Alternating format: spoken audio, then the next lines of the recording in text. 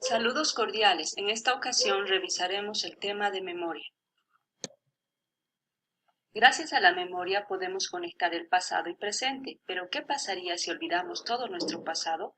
Seguramente nos preguntaríamos qué estamos haciendo aquí y qué es lo que debemos hacer. Por lo tanto, recordar nuestro pasado es importante para continuar con nuestra vida en el presente y lograr nuestras metas y objetivos en el futuro. También, gracias a la memoria, podemos grabar imágenes en nuestra mente que fueron captadas por nuestro sensorio y evocarlas. Y cuando recordamos a alguien o algo, se nos vienen imágenes a la mente.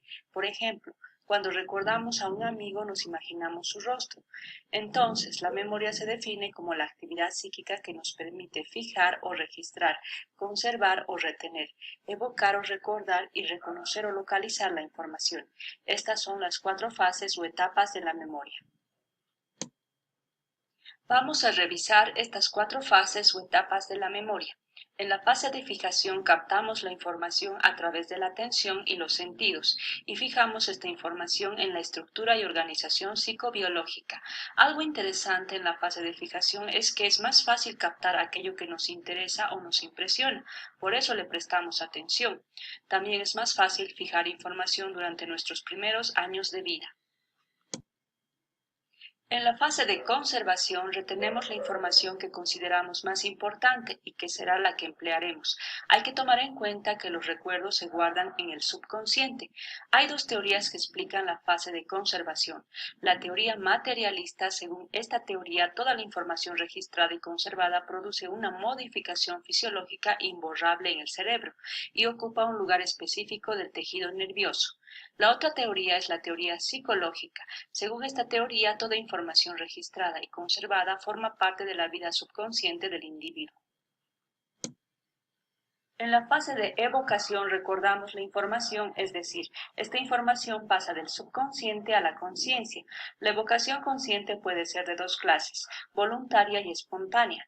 En la evocación consciente y voluntaria, para recordar algo hay que hacer un esfuerzo mental, y en la evocación consciente o espontánea, para recordar no hay que hacer esfuerzo, porque los recuerdos aparecen de forma espontánea.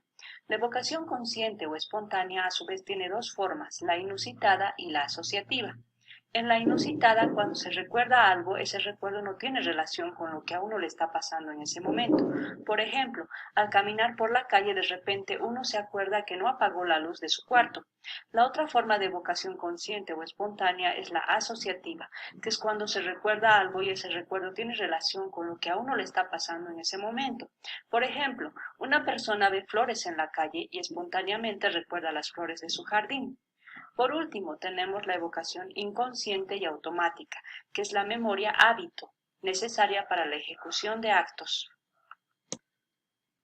La última fase de la memoria es la fase de reconocimiento y localización. El reconocimiento es cuando la conciencia reconoce lo recordado, el hecho evocado, como algo que pertenece al pasado, que ya fue vivido, criticado y comprendido. La localización es cuando la conciencia ubica el recuerdo en el tiempo. Es el proceso culminante de la memoria. En esta última fase tenemos el reconocimiento más o menos automático en la acción, que se refiere a los actos que realizamos automáticamente. Por ejemplo, cuando voy por la calle y pienso cualquier cosa, de pronto saludo mecánicamente a alguien y solo después recuerdo quién era ese individuo. Otro ejemplo es cuando de un determinado lugar sin pensar previamente voy a la derecha o a la izquierda en dirección a mi casa, es decir, llego a mi casa automáticamente. Finalmente tenemos el reconocimiento vinculado con la sensación de lo conocido, que se efectúa dentro del cuadro de la percepción, a diferencia de la reproducción de imágenes y es un acto del pensamiento, tiene que ver con la percepción y el pensamiento. Por ejemplo, un sujeto que se cambió de casa y regresa a su casa anterior, a la que reconoce como un lugar en el que vivió. En clasificación o tipos de memoria existen 3 tipos de memoria, la sensorial a corto y a largo plazo, que tienen relación con las fases de la memoria. La memoria sensorial, que dura desde milésimas de segundo, se denomina sensorial porque gracias a esta memoria captamos la información a través de nuestros sentidos y abarca la memoria icónica si la captación de la información es visoespacial y la memoria ecoica si la captación de la información es auditiva. La memoria sensorial tiene relación con la fase de fijación, porque a través de la memoria sensorial evaluamos si la persona ha captado o fijado la información en ese mismo momento.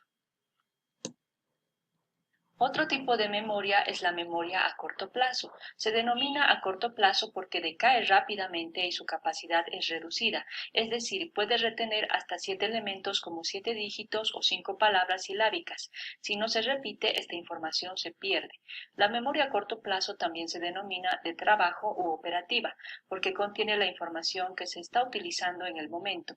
Y la memoria a corto plazo abarca la memoria inmediata o de registro, que es de segundos. Gracias a esta memoria podemos retener la información durante segundos. Por ejemplo, cuando le pedimos a alguien que repita dígitos o palabras. La memoria inmediata también tiene relación con la fase de fijación, porque a través de la memoria inmediata también evaluamos si la persona ha captado o fijado la información en ese mismo momento, es decir, en segundos. La memoria a corto plazo también abarca a la memoria mediata o reciente, que es de minutos u horas. Gracias a esta memoria podemos retener la información durante minutos, por ejemplo, para retener información como un nombre, un número de teléfono, la página de un libro o una frase recién escuchada. Gracias a esta memoria también podemos retener la información durante horas, como cuando estacionamos el auto en un lugar no habitual y debemos recordarlo horas después. La memoria mediata o reciente tiene relación con la fase de conservación, porque a través de la memoria inmediata o reciente podemos evaluar si la persona conserva la información después de un tiempo, es decir, después de minutos u horas. Por último, tenemos la memoria a largo plazo. Se denomina a largo plazo porque puede mantener una información permanentemente y su capacidad es ilimitada para almacenar la información. Abarca la memoria remota, que es la que puede durar semanas, meses o años. La memoria remota tiene una relación con la fase de evocación, porque a través de la memoria remota podemos evaluar si la persona puede evocar o recordar información, sobre todo después de mucho tiempo, es decir, después de años. La memoria remota abarca la memoria consciente o voluntaria, que también se llama explícita o declarativa. Gracias a esta memoria podemos recordar información de forma consciente y voluntaria. Por ejemplo, cuando damos un examen debemos recordar lo que hemos estudiado. Necesitamos hacer un esfuerzo para recordar esto. La memoria consciente o voluntaria puede dividirse en dos categorías. La memoria episódica o autobiográfica, que nos permite recordar experiencias personales concretas, únicas o específicas. Y la memoria semántica, que nos permite recordar conceptos y significados. Se refiere a la suma de todos los conocimientos adquiridos a lo largo de nuestra vida. Como parte de la memoria consciente o voluntaria también tenemos a la memoria intelectual, que es la que se emplea cuando hay mucha información. Gracias a la memoria intelectual seleccionamos y clasificamos la información más importante, es decir, hacemos un resumen porque es más fácil recordar pocas cosas que una gran cantidad de información, y esta información seleccionada y clasificada será la que recordaremos y emplearemos para resolver problemas. La memoria remota también abarca la memoria inconsciente o automática, que también se llama implícita o de procedimiento procedimental no declarativa. Gracias a esta memoria podemos recordar información de forma inconsciente y automática, como determinadas habilidades o destrezas que realizamos de forma automática, por ejemplo, manejar una bicicleta, escribir. No necesitamos hacer mucho esfuerzo para recordar esto. El olvido, al ser la ausencia de recuerdo para la vida psíquica, es una función tan necesaria como la memoria, porque mediante el olvido la conciencia descarga las experiencias inservibles del pasado y de este modo se capacita mejor para el presente. Por lo tanto, para recordar es preciso olvidar. En cuanto a las teorías del olvido, tenemos la teoría del desuso, donde un recuerdo poco repetido pierde fuerza de evocación. Esto se tiene claro con el ejemplo del aprendizaje de idiomas. Si no se los practica, los términos aprendidos se van borrando. Y la teoría de la interferencia, donde el olvido se debe a la interferencia de ciertos recuerdos sobre otros.